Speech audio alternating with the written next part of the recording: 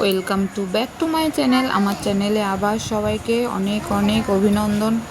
আমার চ্যানেলটা আমার ভিডিওগুলো দেখার জন্য আজকে নতুন একটা রেসিপি নিয়ে চলে এসেছি। দেখো, আজকে গিলে মেটে আর গলা রান্না করব, সেটাই তোমাদের সঙ্গে শেয়ার করব।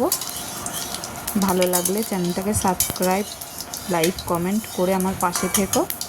দেখো, প্রথমেই দেখে নিয়েছো আমি সব নিয়ে নিয়েছি। পেঁয়াজ কুচি, তারপরে গিলে মেটেটা ধুয়ে পরিষ্কার করে নিয়েছি, আদা, রসুন, কাঁচা লঙ্কা সব বেটে নিয়েছি।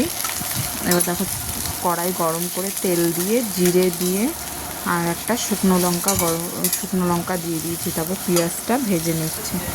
হালকা একটু ভাজা হয়েছে, তারপর নুন দিয়ে দেবো। নুন দিয়ে আমি একটু নাড়াচাড়া করে নেব। পরিমাণ মতো নুন দিয়ে নেবে।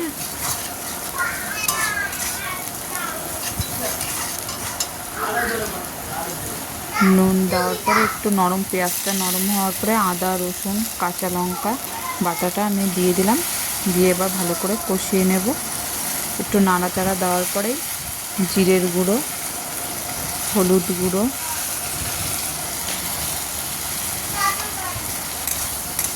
এবার আমি একটু নাড়িয়ে নেব। নাড়িয়ে নেওয়ার এবার কাশ্মীরি লঙ্কার গুঁড়োটা আমি দিয়ে দেবো।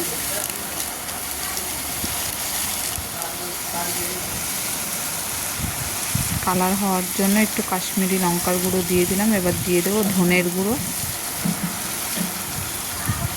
এবার ভালো করে আবারও মশলাটা কষিয়ে নেব।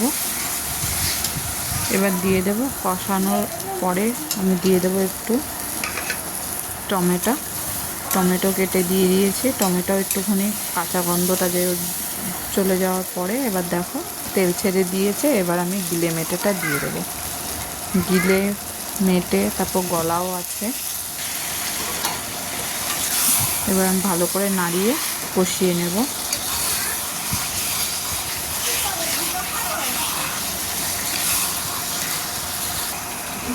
এবার আমি একটু ঢাকা দিয়ে দেবো। নাড়িয়ে চাড়িয়ে ঢাকা দিয়ে নিলাম। এবার দেখো, ঢাকনা খুলে আবারও ভালো করে কষিয়ে নেব।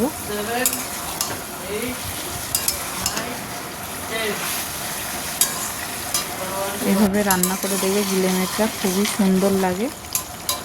দেখো, ভালো করে কষিয়ে নিয়েছি। আমি কিন্তু গিলে মেটেটায় জল দেব না, এইভাবেই করে নেব। দেখো, করে হয়ে গেছে আমার রান্নাটা।